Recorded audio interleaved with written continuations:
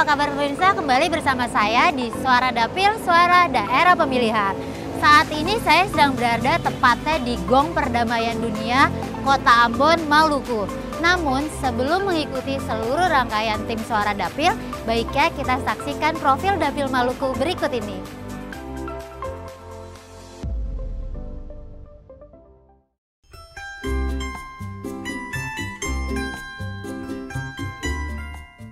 Maluku adalah salah satu provinsi di Indonesia yang memiliki sejarah tertua di tanah air. Ini terbukti dengan ditemukannya catatan sejarah tablet tanah liat di Persia, Mesopotamia, dan Mesir. Hingga dijuluki negeri dari timur yang sangat kaya dan bertanah surga dengan hasil alam berupa cengkeh, emas, dan mutiara. Daerah itu tak lain dan tak bukan adalah Tanah Maluku.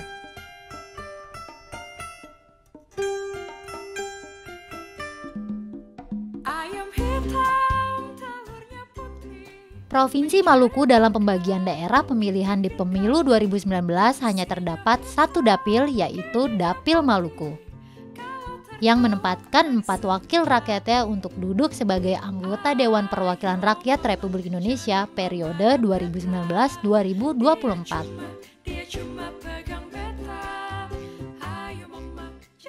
Ambon Manise, itulah sebutan yang tepat untuk daerah yang satu ini karena Maluku memiliki keindahan alam yang sangat menawan serta keramahan masyarakatnya.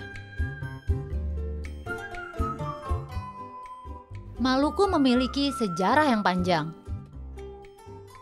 Daerah ini telah dikuasai bangsa asing selama kurang lebih 2.300 tahun lamanya yang didominasi secara berturut-turut oleh bangsa Arab, Portugis, Spanyol, dan Belanda.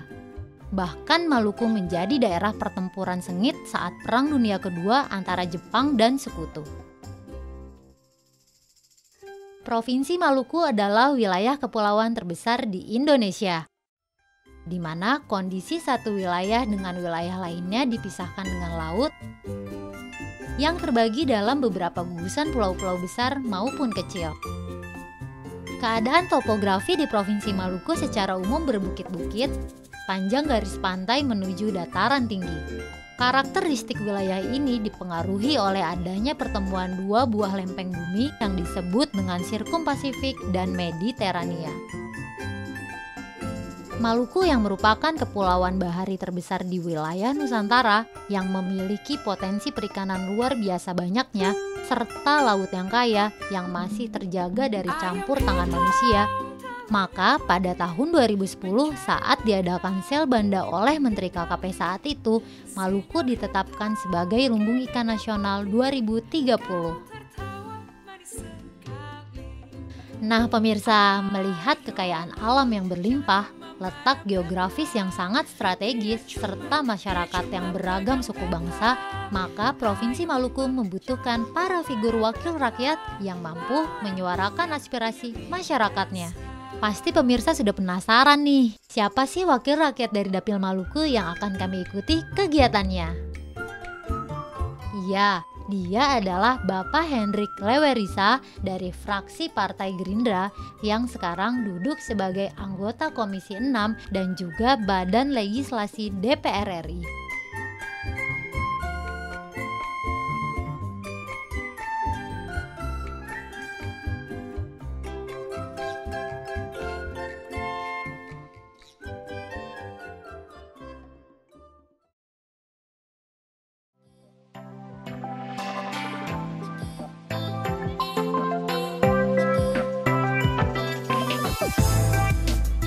Nah pemirsa, sudah lihat kan profil Dapil Maluku seperti apa?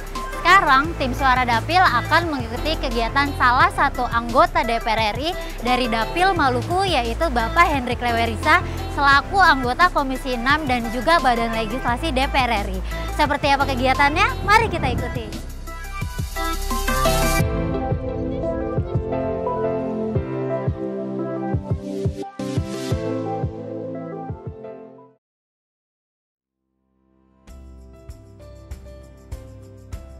Pemirsa Suara Dapil, kegiatan yang dilakukan tim Suara Dapil bersama Bapak Hendrik Lewerisa bersama masyarakat yang dibuka oleh Kepala Desa, Bapak Fenli Masawoy, Desa Batu Merah, Kecamatan Sirimau.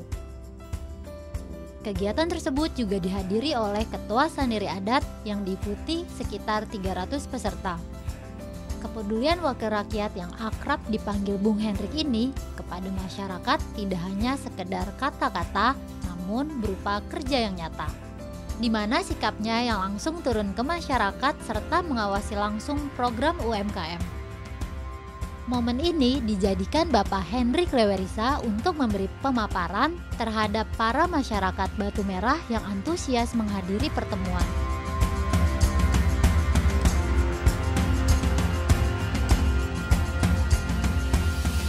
Tujuan kunjungan ini untuk mendapatkan masukan dan mengetahui permasalahan yang terdapat di Batu Merah agar dapat meningkatkan perkembangan ekonomi di masyarakat. Upaya Bapak Hendrik Lewerisa dalam memberikan pemahaman kepada masyarakat tentang perjuangan antara pemerintah Provinsi Maluku bersama anggota DPR dan DPD RI demi mewujudkan terbitnya undang-undang tentang daerah kepulauan sangatlah gigih, agar provinsi yang bercirikan kepulauan mendapatkan perlakuan khusus dan tidak menjadi daerah yang tertinggal. Bapak, halo, saya Putri dari TV Parumen. Hai Putri, terima kasih banyak. Iya, Terima kasih banyak ya. permisi. Ya Putri, gimana Putri? Ya, gini Pak, tadi kan saya sempat menyaksikan Bapak ya untuk memberikan aspirasi kepada masyarakat tuh Pak. Ya. Tadi saya, Bapak itu lebih concern ke RUU Kepulauan Betul. daerah itu kan Pak. Itu faktor utama dari kegigihannya itu tuh apa ya? Iya, jadi begini. Tadi dalam percakapan dengan warga negeri Batu Merah, ada beberapa tokoh masyarakat yang juga menyampaikan concern ya, menyampaikan harapan yang sama, termasuk mendorong kalau bisa rancangan undang-undang daerah kepulauan yang saat ini telah masuk dalam program legislasi nasional prioritas tahun 2020 itu seyogianya ditetapkan menjadi undang-undang daerah kepulauan di tahun 2020 ini. Mengapa pentingnya undang-undang daerah kepulauan bagi Maluku? Karena kan Maluku selama ini kan mendapat perlakuan anggaran dari pemerintah pusat itu hanya berdasarkan jumlah penduduk dan luas wilayah daratan. Sehingga anggaran yang kita peroleh itu kan kecil sekali, sedikit sekali. Dengan anggaran yang terbatas ini sulit bagi Maluku untuk mengejar ketertinggalannya terhadap provinsi-provinsi lain. Kita tahu kan ada 4 tujuan undang-undang daerah kepulauan. Tujuan yang pertama adalah memberi kepastian hukum kepada pemerintah daerah kepulauan. Yang kedua adalah mengakui adanya karakter khusus kewilayahan yang dihadapi oleh masyarakat daerah kepulauan. Yang ketiga adalah mendorong percepatan pembangunan berdasarkan keadilan di daerah kepulauan. Dan yang keempat adalah menghormati hak-hak masyarakat di daerah kepulauan. Itu tujuan undang-undang daerah kepulauan. Hanya 4 tujuannya saja. Jadi saya kira ini tujuan ini mulia, dan karena ini menjadi kepentingan penting dari masyarakat Maluku. Sebagai wakil rakyat Maluku saya harus berjuang sungguh-sungguh untuk meyakinkan pemerintah. Kami berharap segera mengesahkan RUU daerah kepulauan menjadi undang-undang kepulauan. Saya kira demikian ya. Baiklah pemirsa, kita ikuti kelanjutan kegiatan dari Bapak Hendrik. Tetaplah di Suara Dapil. Selesai mengikuti kegiatan sosialisasi, Bapak Hendrik mengajak tim Suara Dapil untuk meninjau pedagang kaki lima di sekitar area parkir kawasan Ambon Plaza di Kota Ambon. Sebab adanya laporan dari keresahan warga yang tidak terima terkait pembongkaran paksa dari pihak pengelola. Untuk itu, Ibu Haji Astri selaku Ketua Pedagang Kaki Lima area Ambon Plaza berharap Bapak Hendrik selaku anggota DPR RI Dapil Maluku mampu menemukan jalan tengah serta memberikan kesempatan kepada PKL untuk mediasi dengan pemerintah Kota Ambon agar usaha mereka tetap berjalan dengan aman seperti sebelumnya. Sepanjang perjalanan hidup kami yang selama berada di sini, kami selalu ada hal-hal yang mengecewakan, dalam arti ancaman selalu dibongkar. Saya sebagai masyarakat, saya perlu bantuan Bapak, dan bahkan saya sudah pernah menyampaikan kepada Bapak Gubernur. Gubernur juga mengiyakan bahwa siapapun yang akan datang di situ untuk melakukan suatu pembongkaran perhadapkan dengan saya. Tapi ya, betul. Seperti itu, karena kami adalah pelindung masyarakat kecil. Jadi saya mohon Pak sebagai anggota Dewan dari pusat Republik Indonesia, Baik, Ibu. Mungkin Bapak bisa juga menyampaikan kepada Bapak Gubernur untuk bisa kami sangat terlindungi. Terima kasih, Bu. Saya memang kebetulan adalah Ketua DPD Partai Gerindra Provinsi Maluku. Iya, Pak. Di Maluku ini kader saya itu ada 6 orang di DPRD Provinsi. Iya, Pak. Dan ada 4 orang di DPRD Kota Ambon. Kebetulan salah satu kader kita di Kota Ambon adalah Wakil Ketua DPRD Pak Rustam Latupono ya Pak. Oh iya Pak, ya benar. Ini kan sebenarnya kewenangan pemerintah kota ya, bukan provinsi. Iya Pak, ya. Saya setuju dengan apa yang Pak Gubernur sampaikan, Iya, karena Pak, sebenarnya kita justru malah pemerintah justru harus memberi kenyamanan UMKM untuk berusaha kan. Iya Pak. Nah, ancaman-ancaman, intimidasi, penggusuran sebagainya itu adalah bentuk-bentuk komunikasi yang tidak sehat kepada para Benar, Pak, ya. pelaku usaha UMKM. Tapi saya kira saya setuju kalau Pak Gubernur telah menyampaikan demikian. Sudah, Pak. Saya percaya beliau pasti akan komit untuk memberi perlindungan kepada para pedagang di daerah sini. Negara kita ini kan mengalami kesulitan yang luar biasa. Iya, Pak. Kita mengalami kesulitan ekonomi hari ini, Bu. APBN kita defisit, perdagangan kita defisit. Kita justru pemerintah negara justru berhutang budi kepada pelaku-pelaku usaha kecil dan menengah yang masih hidup dan bergairah gitu loh. Kalau ditekan, diintimidasi, dibatasi dengan regulasi yang juga tidak mendukung, ini kan juga tidak sehat sebenarnya. Kita tahu hari ini Presiden telah mengusulkan namanya rancangan undang-undang Ombudsman Law tentang cipta lapangan kerja. Dan ada juga UMKM. Pemuda di daerah Tanah Lapang Kecil itu satu wilayah di Kota Ambon. Itu nanti saya mau dengar juga aspirasi para pemuda ini. Oke. Mereka memang ini agak spesifik karena memang mereka pemuda gereja. Ya. Baiklah pemirsa, kita ikuti terus kelanjutan dari Bapak Hendrik. Tetaplah di Suara Dapil.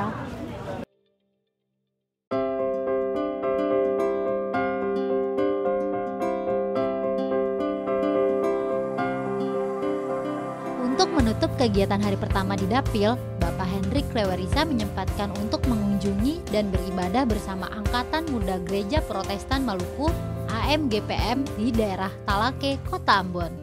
Setibanya di Talake, Bapak Hendrik disambut dengan tarian tradisional Cakalele yang menggunakan parang asli, serta tarian lengso yang dilakukan oleh perempuan. Dahulu kala, tarian Cakalele hanya dilakukan untuk perang. Namun, pada saat ini tarian tersebut hanya dilakukan untuk penyambutan bagi tamu pemerintah atau negara. Beliau masih aktif memberikan dukungan kepada pemuda gereja Protestan Maluku. Sebab saat beliau remaja merupakan jemaat AMGPM. Oleh karena itu, dengan terus memberi dukungan, beliau berharap pemuda gereja lebih aktif dalam organisasi dan juga acara-acara keagamaan seperti saling menjaga perbedaan antar agama.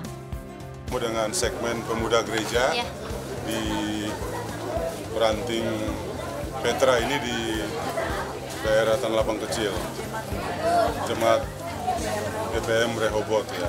Saya dulu adalah aktivis organisasi ini.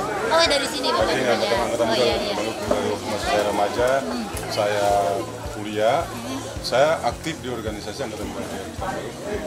Dan karena itu saya tidak pernah akan lupa dengan organisasi ini yang telah membesarkan saya.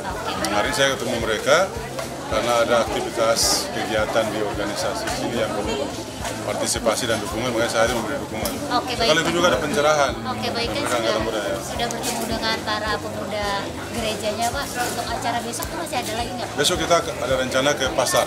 Ke pasar? Pasar ikan di Tulehu sama pasar di Mardika. Oke, baik. Oke, saya kira itu agenda kita untuk hari esok ya. Ya, besok kita ketemu lagi. Terima Tetaplah kasih. ikuti kegiatan Pak Hendrik Lewerisa. Tetaplah di Suara Dapil.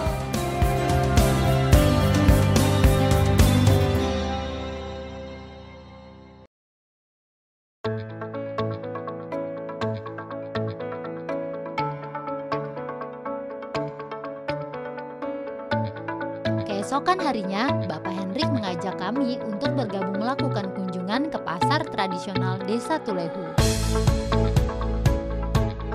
Kami memang rencana hari ini mau mengunjungi pasar Tulehu di bawah ya. Saya kan harus mengunjungi pasar karena perdagangan UMKM koperasi itu adalah mitra kerja saya.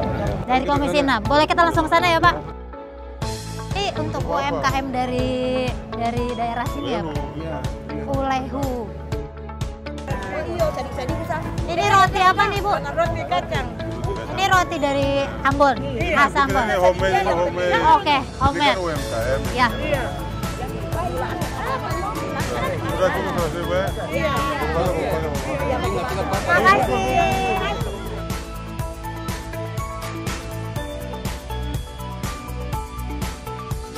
Pasarnya udah ada dari Iya, ada. Masalahnya gempa kemarin terus pasarnya Pasarnya rusak. roboh. Oh, jadi gempa di. Sementara lagi dibangun. Oh, berarti Udah ada rencana Pak. berarti ke depannya udah ada rencana untuk revitalisasi pasarnya itu Oh iya sendiri. jelas itu sekarang dalam proyek pembangunan. Oh, itu kira-kira kapan tuh Pak? Udah mulai jalan. Oh, sudah mulai Yang jalan. ditangani sekarang Mas kita ini. Pak, kalau untuk pembangunannya itu kalau sudah jadi yang di pinggir jalan ini semua pindah ke sana, Dikembalikan ke tempat semulanya itu. Ubu ya harusnya yang mana ubu? ini ya jatuh langsung ini roboh sekalian. Rubu ini tuh. Nah, roboh ini roboh. Yang mana Pak? Yang di Pasar Rubung? ikannya roboh. Barang. Pasar ikan itu gempa ya? hampir total. Kebetulan dibanding Pasar ikan dari Sekarang mungkin diperluas lagi.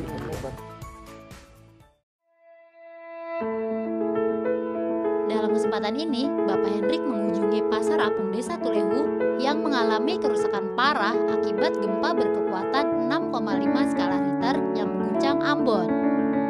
Dengan demikian, kondisi pasar saat ini masih belum berjalan normal karena pedagang yang berjualan di Pasar Apung pindah ke sisi-sisi jalan sehingga menutupi pengguna jalan yang ada.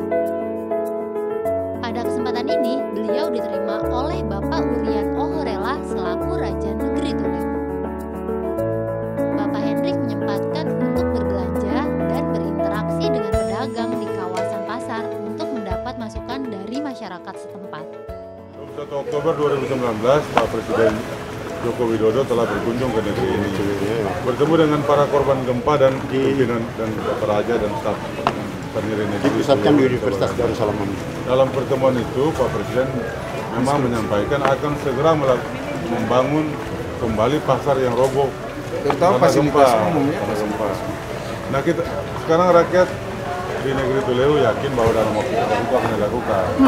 Menurut informasi dari Bapak Raja, Bapak Raja Negeri Tulehu, memang dari pihak PT Waskita Karya BUMN juga itu kan, Iya. telah melakukan peninjauan lokasi untuk kemudian akan merencanakan rencana pembangunan. Kita tunggu saja, mudah-mudahan itu dapat realisasi dalam waktu yang cepat.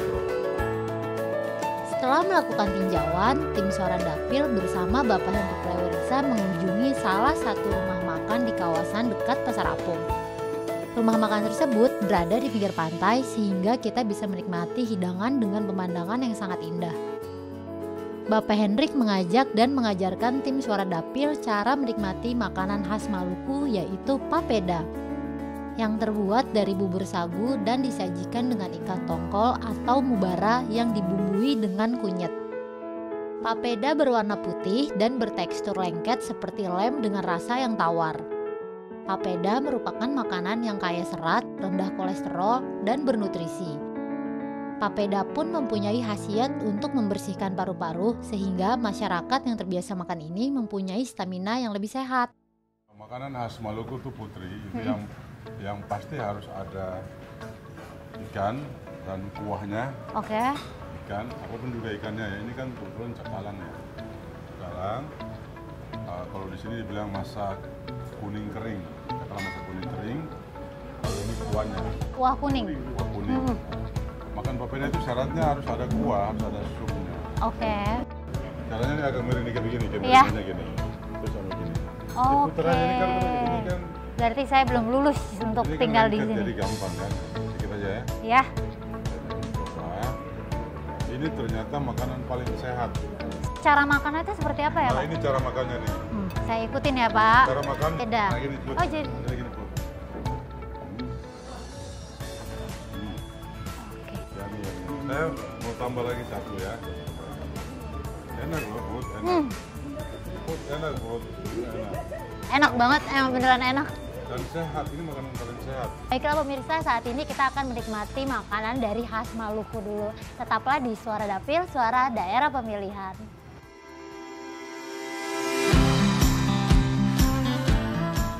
Sebagai penutup rangkaian kunjungan kegiatan terakhir di hari ini, Bapak Hendrik Lewerisa mengajak tim Suara Dapil mengunjungi Dusun Lai, Desa Larike, Kecamatan Leihetu Barat, untuk mengunjungi program yang sedang diperjuangkan Bapak Hendrik Lewerisa dalam upaya mendukung kedaulatan dan menjaga keutuhan negara Kesatuan Republik Indonesia, serta memastikan pemerataan untuk akses layanan telekomunikasi berkualitas di seluruh wilayah Indonesia. Sepanjang jalan menuju Dusun Lai, tim Suara Dapil disuguhkan oleh pemandangan yang begitu indah ke arah laut lepas dengan jalanan berbukit-bukit hingga sampai di tempat tujuan. Sesampai di tempat tujuan, Bapak Hendrik dan tim Suara Dapil diterima dengan ramah oleh kepala desa beserta jajaran dan masyarakat setempat. Dalam pertemuan tersebut, Bapak Hendrik mengatakan akan bekerja sama dengan pemerintah untuk membangun tower BTS. Dengan adanya tower BTS akan mendorong penguatan ekosistem digital sebagai pendorong perekonomian bangsa. Jadi Bapak Ibu semua, Pak Kadus, beta akan kembali ke Jakarta. Beta akan berusaha berkomunikasi dengan pihak Telkom dan Telkomsel. Ya, karena itu badan usaha milik negara, itu mitra kerja beta. Beta akan sampaikan beberapa daerah di Maluku yang tidak tersentuh oleh signal dan karena itu masih terisolasi dari sisi komunikasi. Beta sunjakan kaki di sana dan beta mau bilang bahwa ada banyak sekali Pak Kadus, negeri-negeri, dusun-dusun, kampung-kampung yang juga belum ada signal di situ. Semoga saja apa yang menjadi permintaan Pak Kadus tadi itu bisa dipenuhi, kalau bisa dalam waktu yang tidak terlalu lama, Pak Andi ya.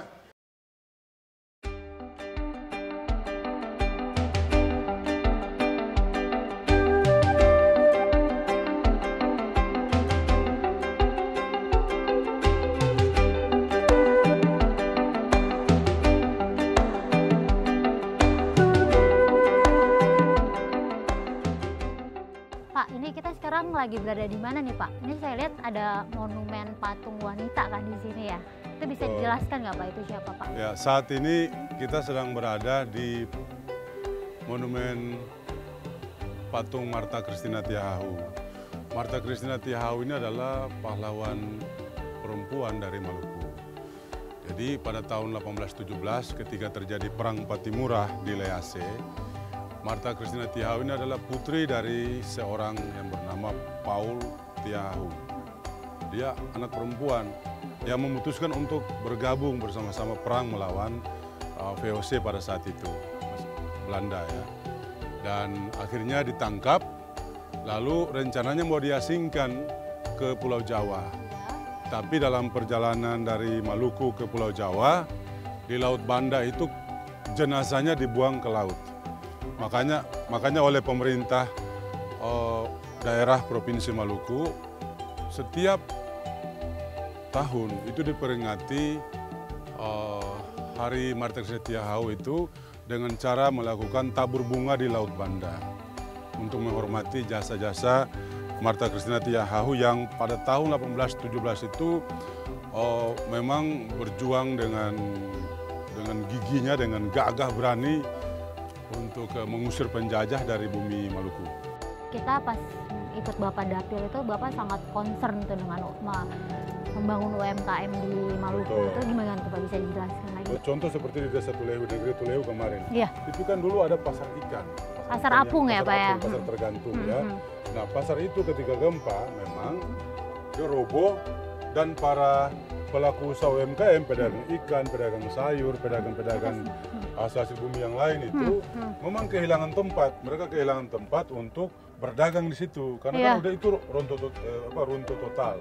Nah, Bapak Presiden menjanjikan pembangunan itu segera dilakukan. Nah, dalam pertemuan kemarin dengan Bapak Kepala Pemerintah Negeri Tulehu dan warga masyarakat, kami temukan bahwa masyarakat berharap apa yang telah Bapak Presiden Jokowi sampaikan itu segera ditindaklanjuti oleh instansi terkait, dalam hal ini adalah Dinas Pekerjaan Umum, untuk segera membangun fasilitas itu. Nah, sebagai wakil rakyat dari Maluku, tentu sama seperti masyarakat, saya juga berharap apa yang menjadi janji Bapak Presiden itu segera direalisasikan, supaya kebutuhan akan fasilitas itu bisa dinikmati oleh masyarakat. Dusun Lai itu Pak, Ya. itu kan kira sangat prihatin ya karena Betul. masyarakatnya itu tidak bisa berkomunikasi dengan baik. Itu bagaimana Betul. ya Pak? Ya. Kawasan yang dihuni oleh ratusan kepala keluarga dan banyak dari mereka sebenarnya memiliki handphone. Tapi ketika mereka mau melakukan komunikasi, Nggak ada itu mereka sinyal harus ya. berjalan 4 atau 5 kilo dari lokasi kampung mereka ke kampung tetangga atau dusun Iya. tetangga untuk bisa berkomunikasi Iya, karena saya memang di lihat wilayah sih. mereka tidak ada signal. Tolong melakukan studi kelayakan ya, semacam feasibility study daerah situ. Kalau dilakukan studi kelayakan ternyata ada pasar di situ dan bisa dibangun satu menara atau tower yang dari pihak Telkom atau Telkomsel di situ, ya kenapa tidak? Dan kalau bisa dibangun ya saya berharap sebagai masyarakat ya secepatnya dibangun. Karena kita udah hidup di era revolusi industri 4.0 antara 4.0 sekarang. Tapi ironisnya Masih ada ada yang ribuan warga masyarakat iya, yang yang terisolasi. tinggalnya dekat dengan kota Ambon, ibu kota provinsi Maluku, tapi tidak bisa berkomunikasi. Iya, itu dia. Jadi saya berharap mudah-mudahan pihak-pihak terkait, termasuk juga Departemen Infokom, Dinas Infokom di Maluku, tolong merespon kebutuhan masyarakat ini supaya mereka bisa dapat menikmati jasa telekomunikasi sebagaimana warga masyarakat lain di tempat-tempat yang lain. Iya, seperti di pulau-pulau Jawa Ya. mungkin ya Pak ya. Baiklah pemirsa, semoga Bapak Hendrik Lewerisa dapat memperjuangkan masyarakat di Provinsi Maluku dan menjadi inspirasi bagi kita semua.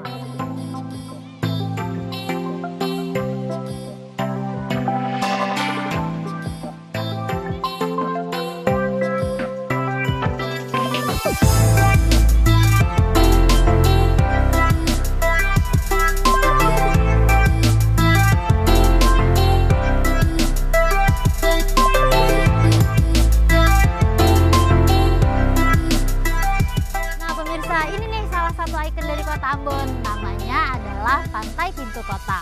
Demikianlah seluruh kegiatan tim Suara Dapil dari Bapak Hendrik Lewerisa. Sampai jumpa di Suara Dapil berikutnya.